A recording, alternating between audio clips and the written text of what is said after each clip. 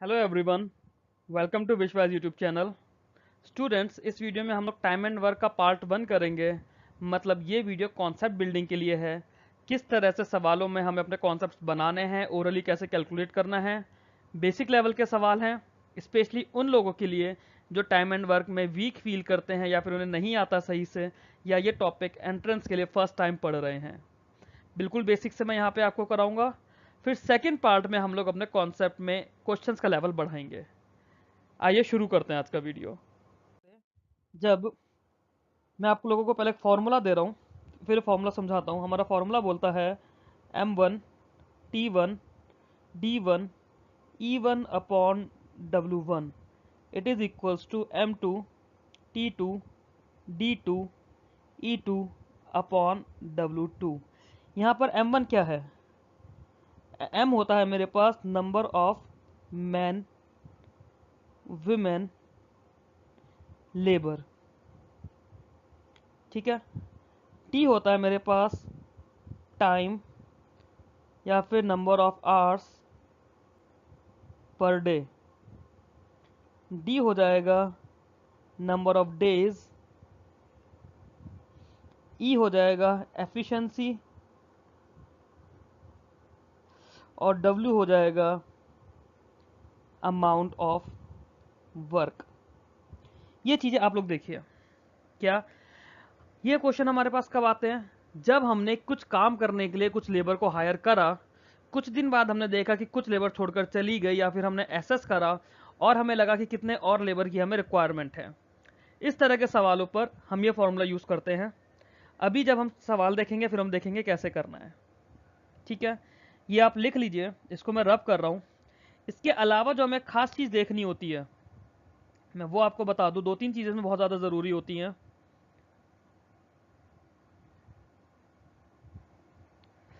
हम एक कंडीशन मानते हैं कि ए किसी काम को ए डेज में कर रहा है। मैंने उनके नाम से ही उनके नंबर ऑफ डेज बता दिए। मेरे पास दो एम्प्लॉय हैं, एक एम्प्लॉय है ए, एक एम्प्लॉय है बी। ये किसी काम को करने के लिए ए डेज लेता है, बी उसी काम को करने के लिए बी डेज लेता है। ठीक है। ए डेज में पूरा काम होता है, बी डेज में पूरा काम होता है। तो अगर मैं इनका 1 डे का वर्क निकालूं, 1 डे में कितना काम कर रहे हैं? 1 डे वर्क ए का हो जाएगा 1/A, बी का हो जाएगा 1/B। अगर मैं 2 डेज का वर्क निकालूं, 2 डेज वर्क, ये हो जाएगा 2/A 2/B। कुछ इस तरह से चलेगा, है ना। Total number of days,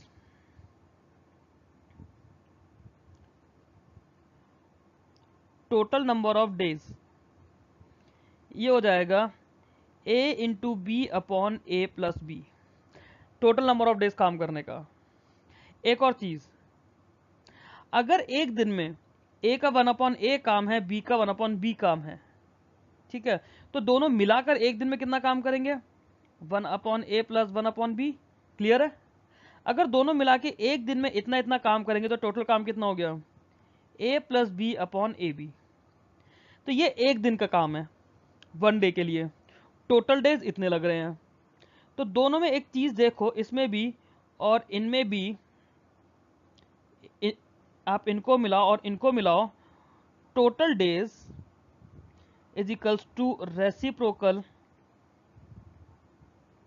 of 1 day work. ये क्या हमें समझ आया? हमें ये चीज समझनी पड़ेगी। क्वेश्चंस में ये कॉन्सेप्ट्स हम कुछ जगह इसके थ्रू करेंगे, कुछ जगह डायरेक्ट हम ये लगा देंगे। कैसे करेंगे अब क्वेश्चंस के साथ में देखना शुरू करते हैं। सबसे पहला सवाल है, 24 man working 8 hours a day can finish a work in 10 days. Find the number of man required to finish the same work in 6 days working 5 hours a day. अब जो हमने सबसे पहला वाला फॉर्मूला पढ़ा था, इस वीडियो में मैं आपको बिल्कुल बेसिक बता रहा हूँ टाइम एंड वर्क का। बिल्कुल बेसिक से बताने की कोशिश कर रहा हूँ। ये क्लैरिकल प्री में भी इससे थोड़ा सा ऊपर का ही सवाल आएगा आपके पास, बट इसकी एप्लीकेशन हर जगह है, इसलिए जानना हमें ज़रूरी है। और जिन लोगों को time and work first time कर रहे हैं या ढंग से नहीं आता, उन लोगों के लिए तो ये वीडियो बहुत ज़्यादा अच्छा साबित होगा। हमने सबसे पहले अपना फॉर्मूला पढ़ा था M1 T1 D1 E1 upon W1 it is equals to M2 T2 D2 E2 upon W2। यही हमने फॉर्मूला पढ़ा था। जो चीज़ गिवन है वो हम इस फॉर्मूले में लिख लेंगे और जो नहीं गिवन है उसे हम नेग्लेक्ट कर देंगे। सबसे पहले 24 मैन गिवन है, मतलब 24 हो गया, multiply by 8 hours a day कह रहा है, 8 हो गया। वर्क 10 दिन में काम खत्म कर रहे हैं, इंटू 10 हो गया। एफिशिएंसी के बारे में कुछ गिवन है नहीं, वर्क के बारे में कुछ गिवन है नहीं। जब वर्क दोनों का बराबर है, क्योंकि सेम ही वर्क करना है, सेम वर्क बोला है तो W1 और W2 सेम हो जाएगा, तो ये वैसे भी कैंसिल आउट हो जाएगा। एफिशिएंसी के लिए कुछ अलग से नहीं दिया तो E1 E2 सेम हो जाएगा, ये भी कैंसिल आउट हो जाएगा। इट इज इक्वल्स टू, हमें नंबर ऑफ मैन निकालना है, मतलब M2 मल्टीप्लाई बाई 5 घंटे दिन में काम करेंगे 5, और 6 दिन में काम पूरा करना है 6। 6 से ये गया 4 टाइम्स, 5 से ये गया 2 टाइम्स, 4 दूनी 8 अट्ठे 64। M2 की वैल्यू आ गई है 64। 64 लोग चाहिए होंगे, यह रहा हमारा आंसर। बिल्कुल मैंने आपको बेसिक बताया है। इसी बेसिक कॉन्सेप्ट को समझते हुए इस वीडियो में सबसे पहले हम टाइम एंड वर्क का कॉन्सेप्ट समझेंगे। अच्छे से आपको मैं इसमें 20-25 सवाल कराऊंगा ताकि ये चीज़ें आपको समझ में आ जाए कैसे कैसे हमें सवाल करना है। और इसी वीडियो में मैं आपको क्लरिकल प्री लेवल तक का करवा दूंगा। अगला सवाल देखते हैं। A work could be completed in 100 days by some worker, however due to the absence of 10 workers it was completed in 110 दिन। The original number of workers are. अब इसको समझिए, दो तरह से हम इसे समझने की कोशिश करेंगे, बीच में एक लाइन बना देते हैं। सबसे पहले हमारे पास नंबर ऑफ वर्कर्स तो नहीं गिवन, हमने नंबर ऑफ वर्कर्स को मान लिया n मान लेते हैं। काम को 100 दिन में पूरा कर रहे हैं, डी आ गया। टाइम हमें नहीं गिवन, हम छोड़ देंगे। एफिशिएंसी नहीं गिवन, छोड़ देंगे। वर्क दोनों के लिए सेम ही रहेगा, हम छोड़ देंगे आगे। किसके इक्वल होगा ये? अब 10 वर्कर्स एब्सेंट थे, मतलब काम करने वाले n-10 वर्कर्स हो जाएंगे। n वर्कर्स अगर काम कर रहे थे तो n-10 वर्कर्स काम करेंगे। इन्होंने काम करा 110 दिन में, क्लियर है? मतलब 100n हो गया, ये बराबर हो गया 110n माइनस 110 इंटू 10, क्लियर? अब इसको मैं इधर ले आऊंगा और इसको मैं इधर ले आऊंगा। 110 इंटू 10, ये वैल्यू हो गई है 110n माइनस 100n की, मतलब 10n की वैल्यू ये हो गई, 10 से 10 खत्म, तो n की वैल्यू आ गई 110, क्लियर है? अब जब मेरे पास ये था, मेरे पास ये था कि 100 डेज वर्कर्स, और यहाँ पे हो गया मेरे पास -10 वर्कर्स प्लस 10 डेज। जब और कुछ भी नहीं गिवन था तो मुझे ये सब कैलकुलेशन वाइज सोचने की ज़रूरत नहीं थी, मैं डायरेक्ट देखता। क्योंकि मेरा प्रोडक्ट है, यहाँ पे मेरे 10 वर्कर कम हो गए तो 10 दिन बढ़ गए, मतलब प्रोडक्ट मेरा सेम ही रहेगा। यहाँ पे भी हमारा प्रोडक्ट सेम है। 100 उधर 110 हो गया, यहाँ पर n है तो n-10 हो गया। मतलब नंबर देख के समझ आ रहा है कि अगर मेरे पास n की वैल्यू 110 होती तो 10 कम होने पर यहाँ पे n-10 मेरा 100 रह जाता, मतलब n की वैल्यू 110 बन जाती। क्योंकि 110 इंटू 100 फिगर है ना मेरी, और यहाँ पे ऑलरेडी 110 है, और ये 100 बन जाता। तो ये नंबर देखने पे मुझे समझ आता। आगे देखते हैं। अगर ये आपको समझ आ गया तो बहुत अच्छी बात है, वरना क्वेश्चन करते करते आप सीख जाओगे, ये तो आपको पता होना ही चाहिए। अगला सवाल देखते हैं। अगला सवाल है, A can do a work in 12 दिन, when he had work for 3 दिन B joined him, if they complete the work in 3 more days, in how many days B can finish the work alone. अब इस चीज़ को आप समझो दोस्तों, दो parts में इसके लिए बना देता हूँ। सबसे पहली चीज़, ए कितने दिन में काम कर रहा है? 12 दिन में, ठीक है। हमने मान लिया ए की एफिशिएंसी को 1 day is equals to 1 unit, ठीक है, हमने ये मान लिया। अगर एक दिन में 1 यूनिट वर्क कर रहा है तो 12 दिन में कितना करेगा? 12 यूनिट, क्लियर है? अब ए ने कितना काम करा? 3 दिन, ए इंटू 3 डेज, तो कितना काम हो गया? 3 यूनिट, क्लियर है? 12 यूनिट वर्क, इसको ऐसे लाइन बना दो एक, ये जो लाइन है ना 12 यूनिट की लाइन है। जब भी टाइम एंड वर्क में आप फंसो आप ऐसे लाइन बना दो, ये टोटल वर्क है 12 यूनिट। 0 to 3 डेज, 3 यूनिट काम हो गया। अब ये कितना काम बचा है? 9 यूनिट बचा है। 9 यूनिट काम को ए प्लस बी ने मिलकर 3 दिन में करा है। यही तो बोला 3 मोर डेज। मतलब इसके अंदर ए का 3 यूनिट वर्क हो गया, क्योंकि ए ने तो 3 दिन में 3 यूनिट वर्क किया होगा ना। बी ने 3 दिन में कितना काम किया होगा? 9 यूनिट, 12 यूनिट पूरा था। मैं कह रहा हूँ 12 यूनिट पूरा था, 3 यूनिट हो चुका, ये 9 यूनिट बचा है। 9 यूनिट में से भी 3 दिन जब काम करा ए ने तो 3 यूनिट हो गया। बचा हुआ काम बी ने करा होगा, बी का काम हो गया होगा 6 यूनिट। बी 3 दिन में 6 यूनिट कर रहा है। पूछा है कि बी पूरा काम कितने में करेगा। अगर 3 दिन में 6 यूनिट कर रहा है तो पूरा 12 यूनिट करने के लिए 6 डेज लेगा बी। यही तो रहेगा। इतना तो आप लोगों को क्लियर है। ऐसी कैलकुलेशन तो मैं नहीं समझाऊंगा अब, ये आपको समझ आना चाहिए। क्लियर है? आगे चलते हैं अगले सवाल पर। 7 men take 12 days to complete a job. They work for 5 days. After 5 days, 2 men left the job. In how many days 5 men will complete the work? ठीक है। 7 मैन 12 दिन लेते हैं किसी काम को करने के लिए। ठीक है, टोटल वर्क निकाल दो पहले। टोटल वर्क 7 मल्टीप्लाई बाई 12 कर देते हैं तो 84 यूनिट हो गया टोटल वर्क। हमने हर आदमी का 1 यूनिट वर्क मान लिया। ठीक है, टोटल वर्क हमारा हो गया 84 यूनिट। ठीक, उन्होंने क्या करा? उन्होंने 5 दिन काम करा, मतलब 7 इंटू 5 35 यूनिट काम हो गया। अब कितना काम रह गया? 84 माइनस 39, सॉरी 35, ये कितना होता है? 49 यूनिट्स काम बचा है। 5 दिन बाद क्या हो गया? 2 लोग जॉब छोड़कर चले गए। 2 लोग जॉब छोड़कर चले गए। अब कितने लोग बचे? 5 यूनिट को 49 यूनिट काम करने के लिए कितना टाइम लगेगा? 5 लोग एक दिन में 5 यूनिट्स वर्क करेंगे एक दिन के अंदर। 49/5 कितना टाइम लगेगा? 9.8 मतलब 10 डेज। जब डेज हमें फ्रैक्शन में नहीं गिवन है तो हम 9.8 को 10 मान लेंगे। 10 डेज और लगेंगे काम कंप्लीट करने में। क्लियर? आगे देखते हैं। कुछ नहीं करा आपने इन सवालों में, सिर्फ इंग्लिश में लिखे हुए स्टेटमेंट को, जो स्टेटमेंट मेरे पास इंग्लिश में लिखा हुआ है, आपने इसको मैथ्स में चेंज कर दिया है। जैसे स्कूल में English to Hindi, Hindi to English translation करते थे, यहां पर आप इंग्लिश टू मैथ्स ट्रांसलेशन कर रहे हो। अगला सवाल देखते हैं। ए, बी और सी किसी काम को 20, 30 और 60 दिन में कर रहे हैं। पूछा गया है कि in how many days A can do the work if B and C help him on every third day. चलो, इस तरह का सवाल जब भी आएगा ना, हम मानते हैं ए किसी काम को 20 दिन में कर रहा है जैसा कि हमें दिया, बी उसी काम को 30 दिन में कर रहा है, सी उसी काम को 60 दिन में कर रहा है। इसको इसी तरह से लिखना आप लोग, ऐसे लिखोगे तो इजी हो जाएगा। तीनों का एलसीएम ले लेंगे तो ये हो जाएगा 60। ठीक है, अब यहां पे कुछ लोग इसको एफिशिएंसी बोलेंगे, मैं इसको 1 डे का वर्क बोलूंगा। 1 डे वर्क। 1 डे वर्क हमारा क्या है?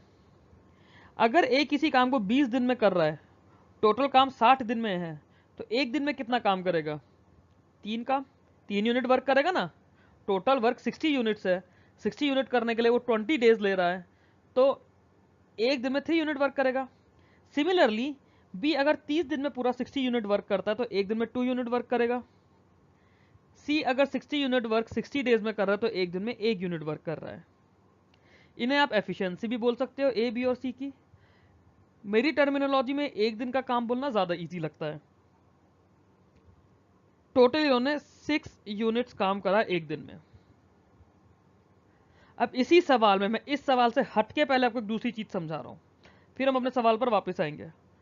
हम यहां ग्रीन कलर के पेन से साइड में कर लेते हैं अपना, जो मैं समझा रहा हूं आपको। हमने दिखाया 1 डे वर्क,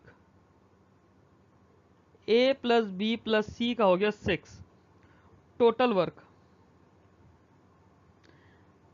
60। अगर मुझसे पूछा जाए ए प्लस बी प्लस सी काम करने में कितने दिन लेंगे, मैं इसको 60/6 करके 10 डेज बोल सकता हूं। अगर मुझसे पूछा जाए बी और सी मिलकर कितना टाइम लेंगे, तो बी और सी मिलकर कितना ले रहे हैं, 2 और 1 3, एक दिन में 3 यूनिट वर्क करेंगे, मतलब 60/3 इज इक्वल टू 20 यूनिट हो जाएगा। अगर मैं पूछता हूं कि ए और सी मिलके कितना टाइम लेंगे, ए और सी का है 3 + 1 4, मतलब 60/4 इज इक्वल टू 15 डेज हो जाएगा। अगर मैं बोलूं ए प्लस बी मिलकर कितना टाइम लेंगे, 3 और 2 5 है, दोनों एक दिन में 5 यूनिट वर्क कर रहे हैं, तो 60 यूनिट वर्क करने के लिए 60/5 12 दिन लगाएंगे। क्लियर है। बट मुझसे पूछा गया है, मैं इसे रब कर देता हूँ साइड वाला, मुझसे पूछा गया है अगर हर तीसरे दिन बी और सी ए को हेल्प करते हैं तब ए को कितना टाइम लगेगा काम खत्म करने में। तो हम देखते हैं पहला दिन, दूसरा दिन, तीसरा दिन, पहले इसको समझो बाद में आप ओरली करोगे। पहले दिन ए ने करा 3 यूनिट, दूसरे दिन ए ने करा 3 यूनिट, तीसरे दिन ए बी और सी तीनों ने करा 3 और 3 6 यूनिट, मतलब हर 3 दिन में 12 यूनिट काम हो रहा है। 3 दिन में 12 यूनिट, 12 यूनिट से 60 यूनिट काम करने के लिए 5 लगेगा। ये एक ब्लॉक बना दिया ना मैंने, 3 दिन का एक ब्लॉक है, एक ब्लॉक 12 यूनिट का है, तो ऐसे 5 ब्लॉक लगेंगे 12 यूनिट के। 5 ब्लॉक मतलब जब एक ब्लॉक में 3 दिन हैं तो 5 ब्लॉक में कितना हो जाएंगे, 5 × 3 15 डेज। 15 डेज आपका आंसर हो जाएगा। अगला सवाल देखते हैं, देखते हैं ये सवाल क्या बोलता है। ये सवाल बोल रहा है A is twice as good as workman as B, मतलब ऐसे समझो अगर बी किसी एक दिन में 1 यूनिट काम कर रहा है तो ए एक दिन में 2 यूनिट काम करेगा। इसी को हम एफिशिएंसी भी बोलते हैं कि ए इसका डबल अच्छा है। डबल अच्छा है तो मतलब उसका डबल काम कर रहा होगा। अगर बी किसी दिन में 1 यूनिट काम करेगा तो ए 2 यूनिट काम करेगा। लिखा है together they finish a piece of work in 18 दिन, मतलब ए ने 2 यूनिट काम करा, बी ने 1 यूनिट काम करा, टोटल एक दिन में 3 यूनिट काम हुआ है, 18 दिन लगाए हैं, तो इसको 18 से मल्टीप्लाई करो, टोटल 54 यूनिट वर्क होगा। टोटल 54 यूनिट वर्क होगा। बी अकेले इस काम को कितने दिन में करेगा, बी तो एक दिन में एक ही यूनिट काम कर रहा है ना, तो 54 यूनिट करने में 54 डेज लगाएगा। अगर ए का पूछा होता है ए कितना टाइम लगाएगा, ए 27 डेज लगाएगा। इसी सवाल में अगर पीछे वाले सवाल की तरह पूछा जाए कि बी हर तीसरे दिन ए की हेल्प करेगा, ए अकेले काम कर रहा है पर बी हर तीसरे दिन ए की हेल्प करेगा, तो 1 2 3 हमने ऐसे बनाया, ए ने 2 यूनिट काम यहाँ करा, 2 यूनिट काम यहाँ करा, 3 यूनिट काम यहाँ हो गया, ये हो गया 7 यूनिट काम। हर 3 दिन में 7 यूनिट काम हो रहा है। इस चीज को समझना, हर 3 दिन में 7 यूनिट काम हो रहा है। 54 से आप 7 को डिवाइड करो, 54/7, तो 7 पॉइंट समथिंग आएगा। तो इस 7 पे रुक जाओ, इस 7 पर रुक जाओ। 3 दिन में 7 यूनिट काम हो रहा है, अगर ये 7 डेज तक चला तो 49 यूनिट्स काम हो चुका होगा। 49 यूनिट्स काम जो हुआ उसमें 7 ब्लॉक लग गए, ऐसे 7 ब्लॉक लग गए 3-3 दिन के, मतलब ये वैल्यू हो गई 21 डेज की। अब ऐसे समझो 21 डेज में 49 यूनिट काम हो गया। 21 डेज में 22nd डे जब आएगा तब तो ए अकेला काम कर रहा होगा, ए अकेला काम करेगा तो 51 हो जाएगा 49 से। 23rd डे जब आएगा तब भी ए ने अकेले काम करा होगा, तो यहां पर 51 से 2 यूनिट बढ़ के 53 हो जाएगा। अब 1 यूनिट काम बचा है, ऊपर वाला सारा रब कर देते हैं ये। अब 1 यूनिट काम बचा है, बट ये तीसरा दिन आ रहा है, तीसरे दिन में 3 यूनिट काम होता है, तो 1 यूनिट काम करने में कितना टाइम लगेगा, 1/3 डे। 1/3 डे लगेगा ना। 23 दिन तक मेरे पास 53 यूनिट काम हो गया। तो इस कंडीशन में जब बी हर तीसरे दिन में ए को हेल्प कर रहा है, इस कंडीशन में 23 दिन तो ये पूरे लगे, और फिर ये वाला 1/3 डे लगा, तो मतलब 23 1/3 डेज लगे काम पूरा करने में। क्लियर हुआ आपको। इसी सवाल में मैंने हल्का सा ट्विस्ट डाल दिया पिछले क्वेश्चन की तरह, और सब कुछ सेम था। आई होप आपको समझ आया है। नहीं आया तो पिछले क्वेश्चन को और इस क्वेश्चन को दोबारा देखिए। हम लोग अगले क्वेश्चन पर चलते हैं। यहां दिया है A is thrice as good a workman as B and takes 10 days less to do a piece of work than B takes. B alone can do the whole work in. ठीक है, अब ऐसे सोचो कि A थ्राइस गुड है workman, ठीक है, मतलब A अगर एक दिन में, A और B लिख लेते हैं, A एक दिन में अगर 3 यूनिट वर्क कर रहा है तो B एक दिन में 1 यूनिट वर्क करेगा, तभी होगा, ठीक है। अब एक दिन में A कितना ज्यादा वर्क कर रहा है, 2 यूनिट्स, A 2 यूनिट वर्क कर रहा है। अब इस चीज को ना मन में सोचने की कोशिश करो, मैं यहाँ पे फॉर्मूला आपको नहीं सिखाऊंगा, आपके सामने ऑप्शन है 15, 10, 9 और 8। एक इस चीज को ऐसे सोचो, हम 10 डेज पे बात करते हैं, ठीक है, 10 दिन पर। बी 10 दिन में कितना काम कर लेगा, 10 यूनिट्स। ए 10 दिन में कितना काम कर लेगा, 30 यूनिट्स। क्लियर है। मैंने ये 10 क्यों चूज करा आपको समझाने के लिए, क्योंकि 10 डेज लेस गिवन है मुझे।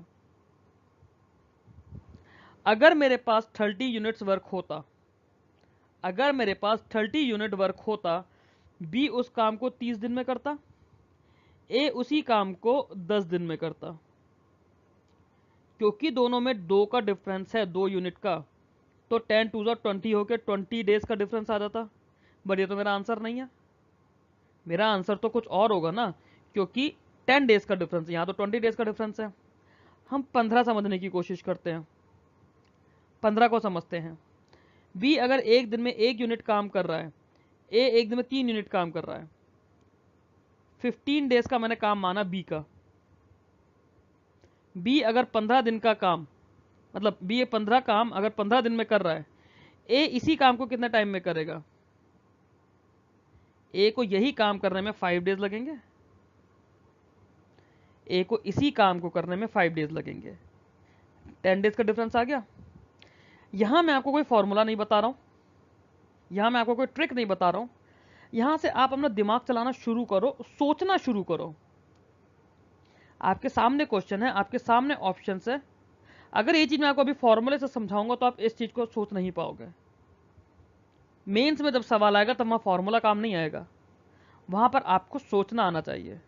जब केसलेट आएगी मेंस में तो आपको सोचना पड़ेगा। इसको दोबारा सोचने की कोशिश करो, इसको रब कर देते हैं।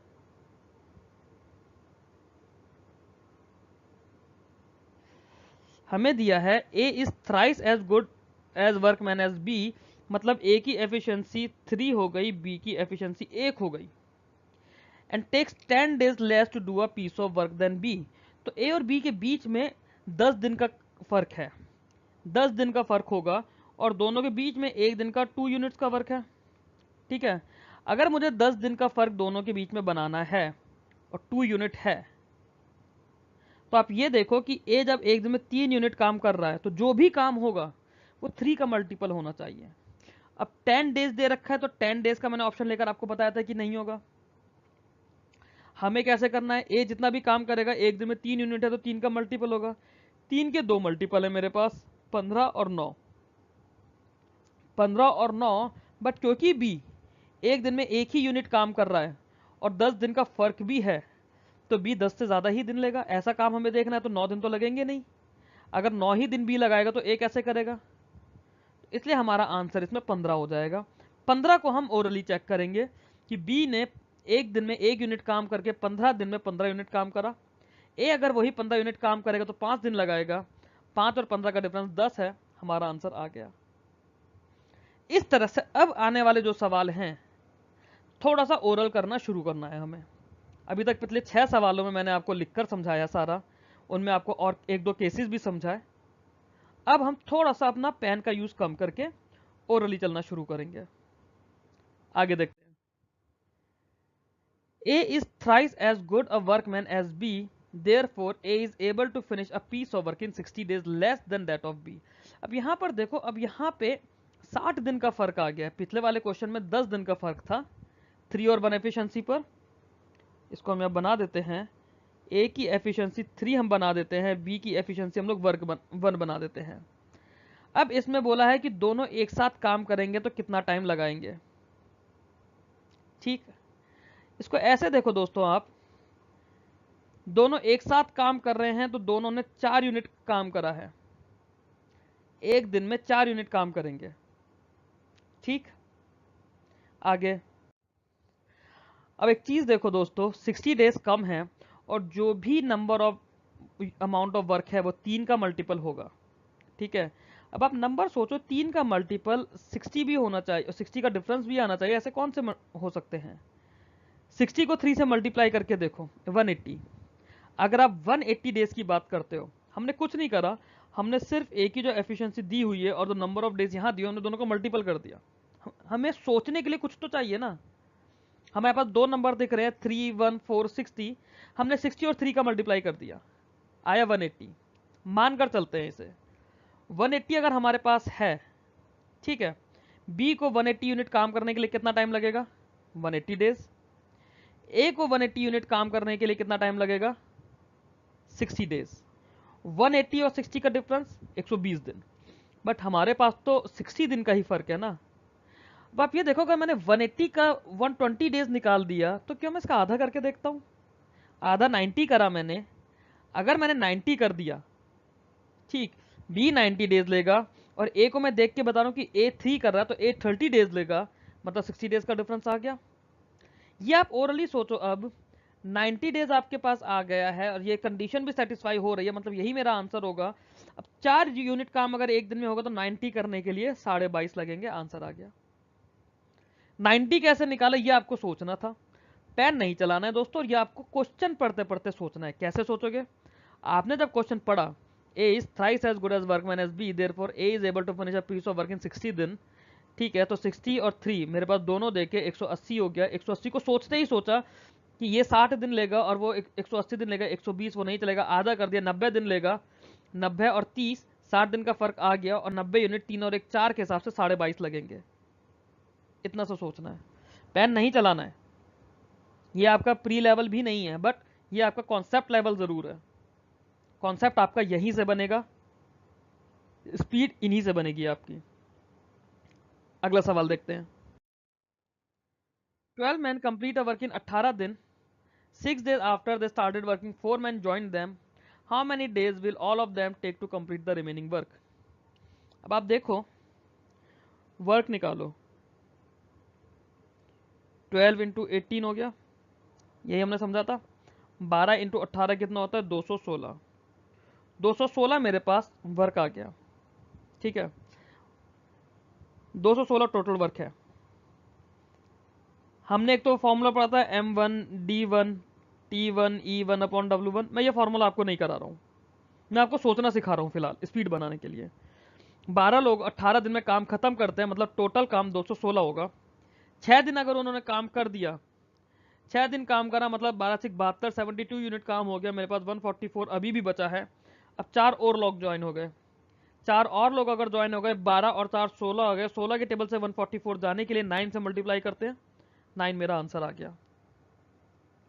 स्पीड बनाना आप लोगों को सिखा रहा हूं मैं, यहाँ पर फॉर्मूलेज नहीं सिखा रहा हूँ। फॉर्मूला पीछे शुरू में आपको 5-6 सवालों में सिखा दिया, अब स्पीड बनाओ।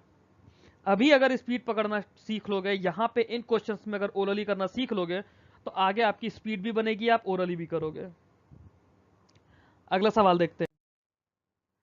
Adam can do a job in 15 दिन, John can do the same job in 20 दिन। If they work together for 4 days on the job, what fraction of the job is complete? पहले मैं इसी चीज को आपको लिखवा देता हूं, फिर इसी चीज को आप ओरली देखोगे कैसे करेंगे। एडम 15 दिन ले रहा है, जॉन 20 दिन ले रहा है। दोनों का एलसीएम हमने निकाला था, 15 और 20 का हम एलसीएम लेंगे तो 60 आएगा। 60 में ये एक दिन में 4 यूनिट काम कर रहा है, ये एक दिन में 3 यूनिट काम कर रहा है, दोनों ने मिलाकर एक दिन में 7 यूनिट काम करा। 4 दिन के लिए काम कर रहा है, 7 इंटू 4 मतलब 28 यूनिट काम हुआ है। अब 28 60 का कितना फ्रैक्शन है ये हम देखते हैं। 28 अपॉन 60, ये वैल्यू आ गई 7 अपॉन 15। 7 अपॉन 15 यूनिट काम हुआ है। दूसरा तरीका इसी सवाल को करने का कि ए एक दिन में 1 अपॉन 15 यूनिट काम करेगा, जॉन एक दिन में 1 अपॉन 20 यूनिट काम करेगा। दोनों ने 4 दिन काम करा है, मतलब इसने 4 अपॉन 15 काम करा, इसने 4 अपॉन 20 काम करा। यही हमने देखा था, 4 अपॉन 15, 4 अपॉन 20, ये हो जाएगा 1/5, इसे मैं 3/15 भी लिख सकता हूँ, मतलब 7/15। अब जब मैं इसी चीज को ओरली कर रहा हूँ ना, मैं 15 और 20 दोनों का एलसीएम मन में सोच लूंगा 60, जो यहाँ पर लिखा हुआ है वही चीज मैं क्वेश्चन को पढ़ते पढ़ते सोच लूंगा। ये वाली कैलकुलेशन जो है दोस्तों, इसी कैलकुलेशन को सोचना है। मेरे पास आया 15 दिन, जो 20 दिन में कर रहा है, 15-20 का एलसीएम मेरे दिमाग में 60 आना चाहिए। 60 सोचते ही इसका 4 हो गया, इसका 3 हो गया, टोटल 7 हो गया। दोनों ने 4 दिन काम करा, 7 चौक 28 यूनिट काम हो गया। फ्रैक्शन पूछा तो 28/60। मुझे पता है कि दोनों ही चीजें 4 का मल्टीपल है, तो 60/15 मेरा आंसर आ गया। जो मैं यहाँ लिख रहा हूँ उसी चीज को मैं मन में भी तो सोच सकता हूँ।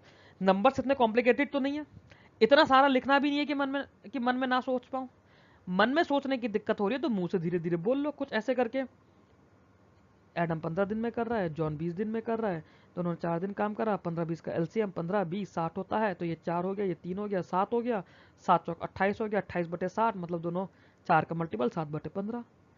इस तरह से मुंह से बोल के आप कर लो, अगर मन में नहीं बोल पा रहे हो तो। अगला सवाल देखते हैं। Ram takes 6 hours to type 32 pages. Sham takes 5 hours to type 40 pages. In how many hours they will type 100 pages together? ठीक है, सॉरी 110 पेजेस। हमें 110 पेजेस के लिए निकालना है। राम 6 घंटे ले रहा है 32 पेजेस का। शाम 5 घंटे ले रहा है 40 पेजेस का। मैं काम करता हूं, मैं इस 32 का और इस 40 का एलसीएम ले लेता हूं 160। 32 का 40 का एलसीएम 160 आता है। 8 चौक 32, 8 पंजे 40, 8 इंटू 4 इंटू 5, ये आ गया। 160 पेजेस टाइप करने के लिए राम को लगेंगे 30 घंटे। 160 पेजेस टाइप करने के लिए शाम को लगेंगे 20 घंटे। मैं अभी सिर्फ 160 पेजेस के लिए निकाल रहा हूं। राम को लगे 30 घंटे, शाम को लगे 20 घंटे। 30 और 20 का मैंने एलसीएम ले लिया, 60 आ गया। ठीक है, 30 और 20 का एलसीएम 60 आ गया, मतलब ये एक बार में 30 घंटे में ये 160 कर रहा है ना, सॉरी, हाँ 30 घंटे में 160 कर रहा है, 20 घंटे में ये 160 कर रहा है।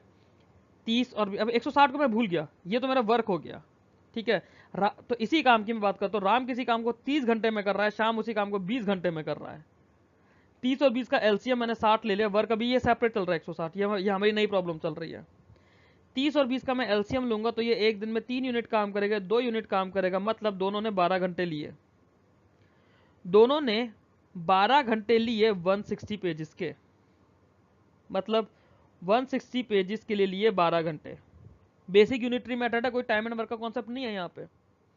160 पेजेस के 12 घंटे लिए तो 110 पेजेस का ले लेगा 12/160 इंटू 110, यही तो लेगा 12/160 इंटू 110। इसको फर्दर आप सॉल्व कर दो, 0 से 0 खत्म, 4 3 12, 4 चौक 16, 33/11 मतलब 8.25। 8.25 मतलब 8 घंटे, और 0.25 मतलब 1/4 आवर। 1/4 आवर का मतलब 15 मिनट होता है, मतलब 8 घंटे 15 मिनट। ये चीज पूरी कैलकुलेशन ओरली की जा सकती थी। कैसे? मैं ये सारा रब कर रहा हूं। आप लोगों ने जो भी मेथड इसके लिए देखा होगा मुझे नहीं पता, ये मेथड सिर्फ आपको समझाने के लिए था। एग्जाम में इस तरह का सवाल आ सकता है, बिल्कुल क्लर्क प्री में ऐसा सवाल आ सकता है, और जब ऐसा सवाल आएगा तो आपको पेन नहीं चलाना है। अगर आप पेन चलाओगे तो आपका क्लर्क प्री क्लियर करना मुश्किल हो जाएगा। या तो आप इंग्लिश इतनी अच्छी कर लो कि इंग्लिश में आप पूरे 30/30 ले आओ।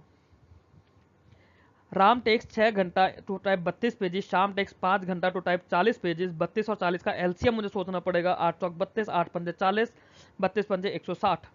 160 एलसीएम आ गया। 160 काम करने के लिए राम को 30 घंटे लगे, शाम को 20 घंटे लगे। 30 और 20 मैंने अब सोच लिया, 30 और 20 का एलसीएम 60 आ गया, और वो 3 और 2 5 होता है, मतलब 12 घंटे। दोनों ने मिला के 12 घंटे में 160 पेजेस टाइप करे। अब यहाँ पे मैं यूज कर लूंगा 160 पेजेस के लिए 12 घंटे लग रहे हैं, तो 110 पेजेस के लिए 12/160 इंटू 110। इस कैलकुलेशन को मैं फिर भी सॉल्व कर सकता हूँ 3/4। 33/4 देखते ही 8 घंटे 15 मिनट में लगा दूंगा। इससे ज्यादा मुझे इसमें पेन नहीं चलाना। क्वेश्चन पढ़ने के बाद हार्डली 10 सेकंड आपके लगने हैं, बट क्वेश्चन के साथ आपको कैलकुलेट करना सीखना पड़ेगा। सिखा मैं इतना ही सकता हूं कि क्वेश्चन पढ़ते पढ़ते मैं खुद आपको दिखा दूं कैसे करना है। इसके अलावा मैं वीडियो में आपसे फालतू की बातें नहीं बोलूँगा। बट हाँ, अगर आपको ये कंटेंट अच्छा लग रहा है, आपको लग रहा है कि बेसिक्स आपको हेल्प कर रहे हैं, तो वीडियो को लाइक ज़रूर कीजिए, चैनल को सब्सक्राइब कीजिए और वीडियो को अपने दोस्तों के साथ शेयर कीजिए। हम अगले क्वेश्चन की तरफ चलते हैं। ए, बी और सी किसी काम को 10, 15, 18 दिन में करते हैं, वो दोनों एक साथ उस काम को कितने टाइम में करेंगे? इस चीज़ को अभी हमने पीछे क्वेश्चन में समझा भी था। हमने ए का ले लिया 10, बी का ले लिया 15, सी का ले लिया 18।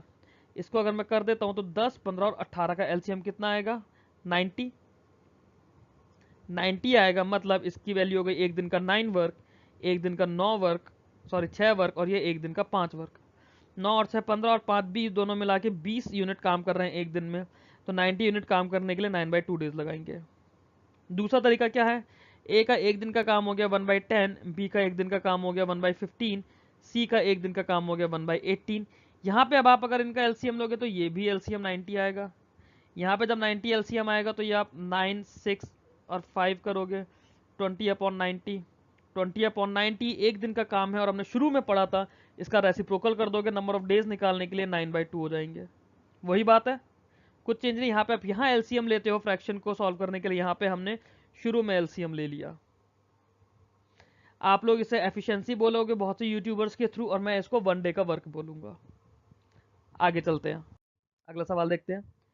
ए and B can do a piece of work in 12 दिन, बी एंड सी इन 15 दिन, सी एंड ए इज 20 दिन।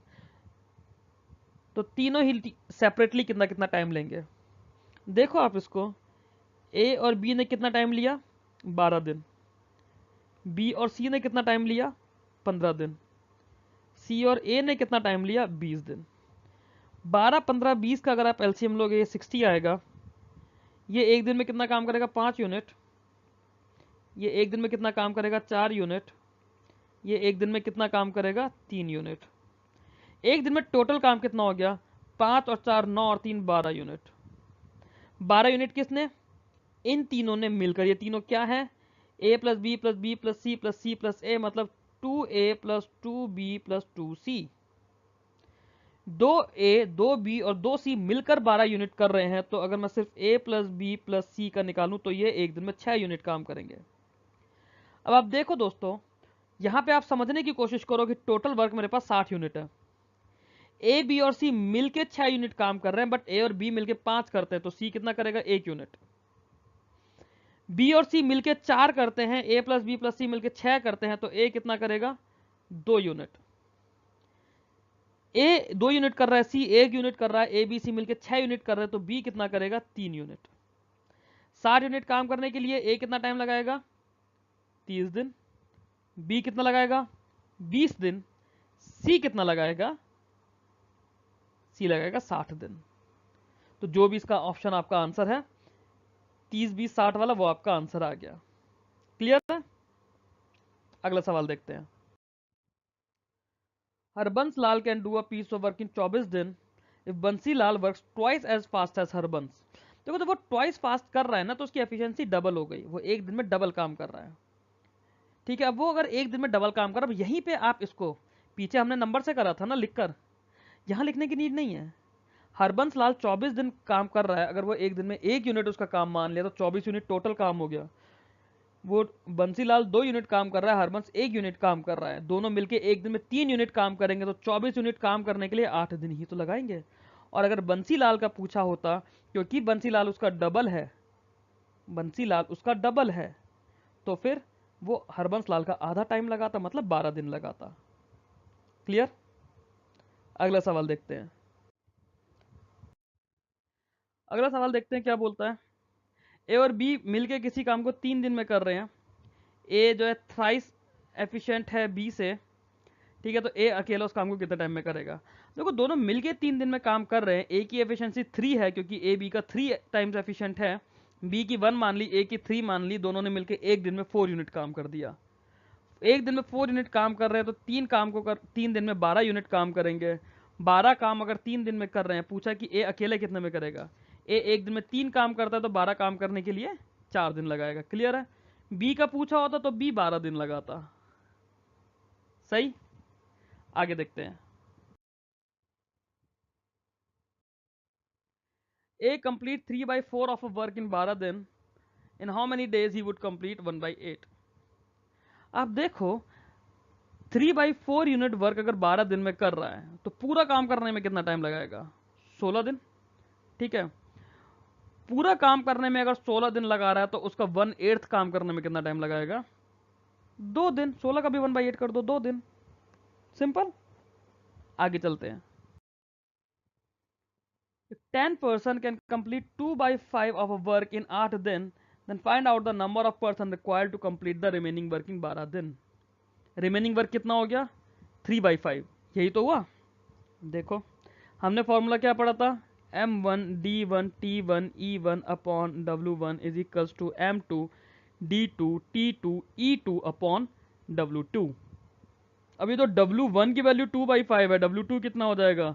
3/5। मतलब M1 कितना है? 10, D1 कितना है? 8, T नहीं गिवन, E नहीं गिवन, W1 गिवन है 2 या फिर 2/5 कह लो, इज इक्वल्स टू M2 कितना गिवन है? निकालना है। D2 कितना है? 12, W कितना है? 3/5। 5 से 5 खत्म। इसको मैं M2 ही लिख लेता हूँ, मल्टीप्लाई का साइन यहाँ पर लगा है।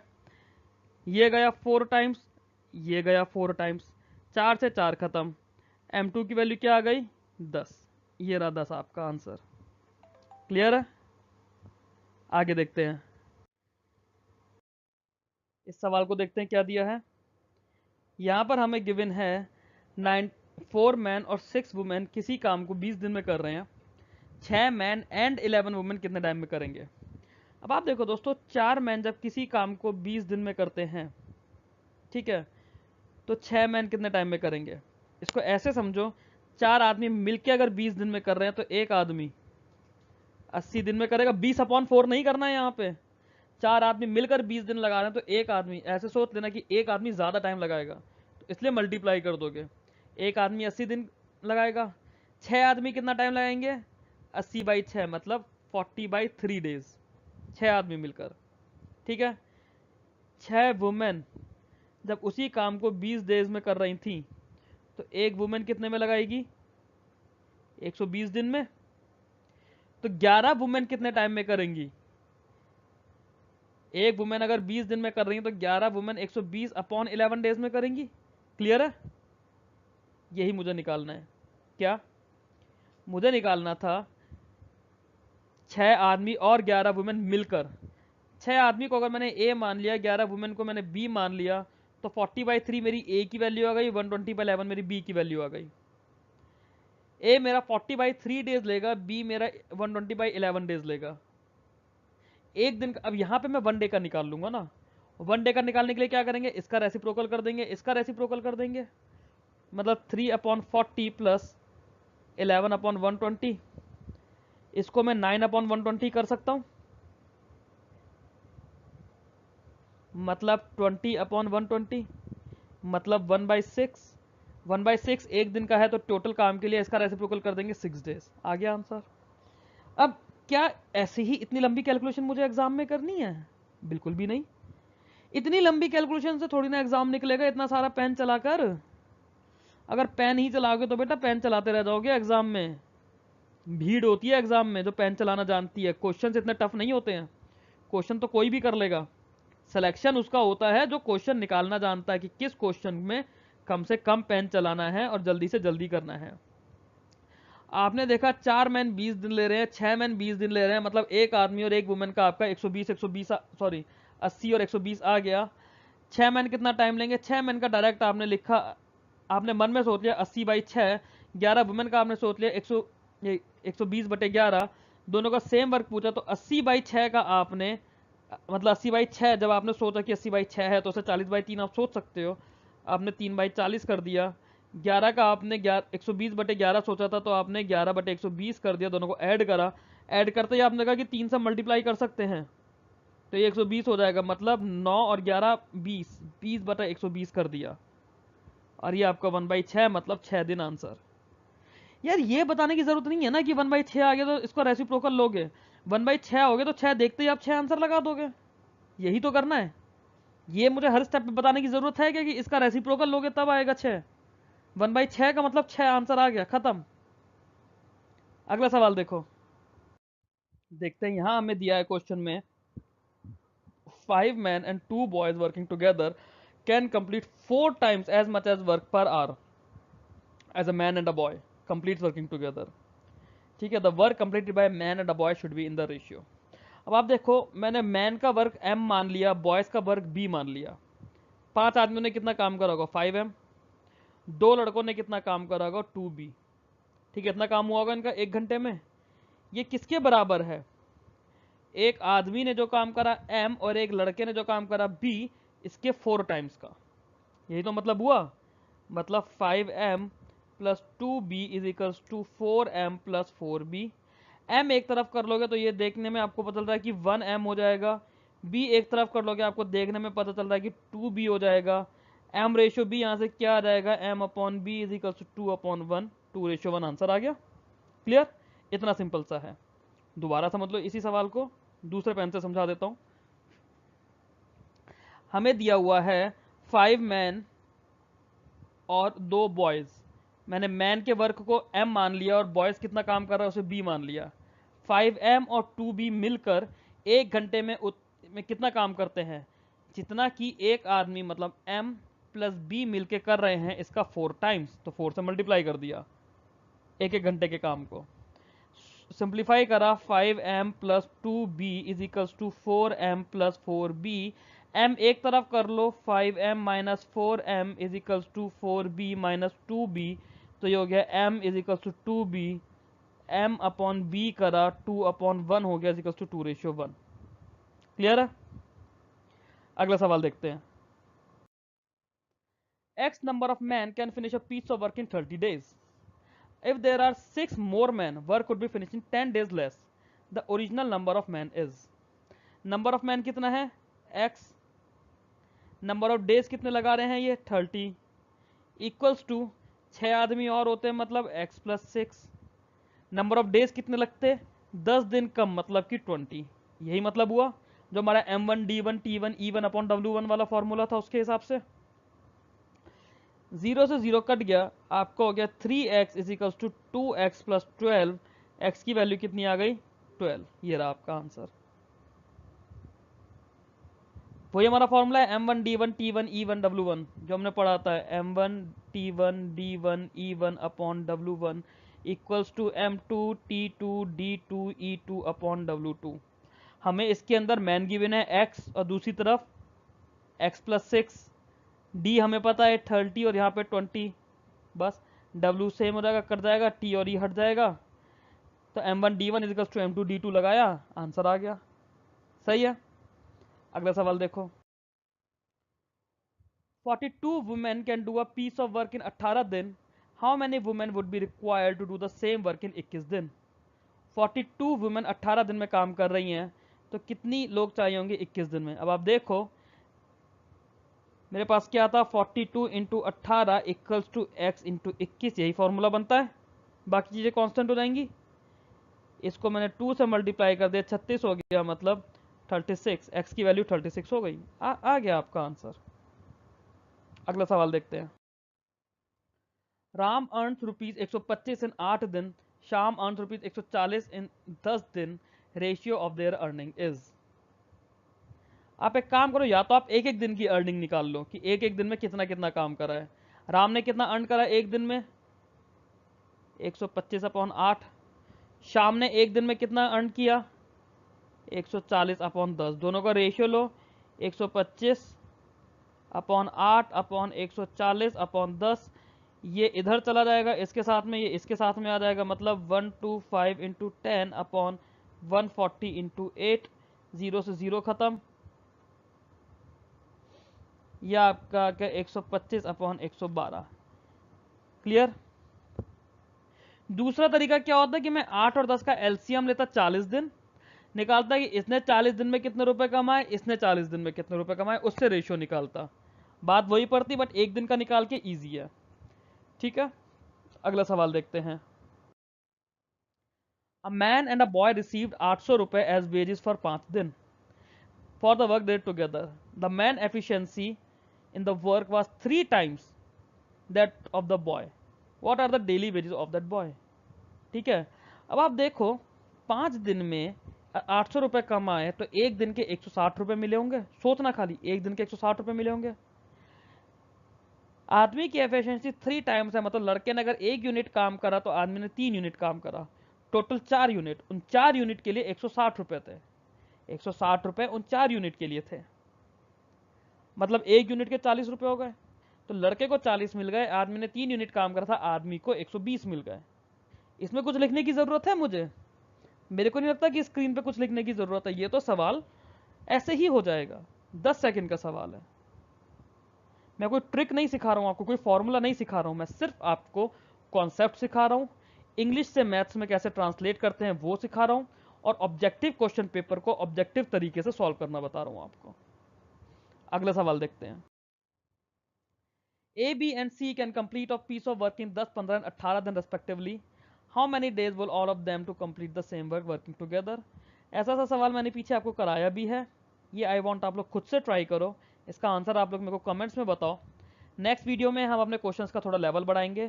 क्लर्क प्री से लेके जो कुछ मेमोरी बेस में मेरे पास आरआरबी पीओ मेंस तक के लेवल के सवाल हैं, वो हम सारे अगले वीडियो में देखेंगे। तब तक अच्छे से पढ़ाई कीजिए। All the best.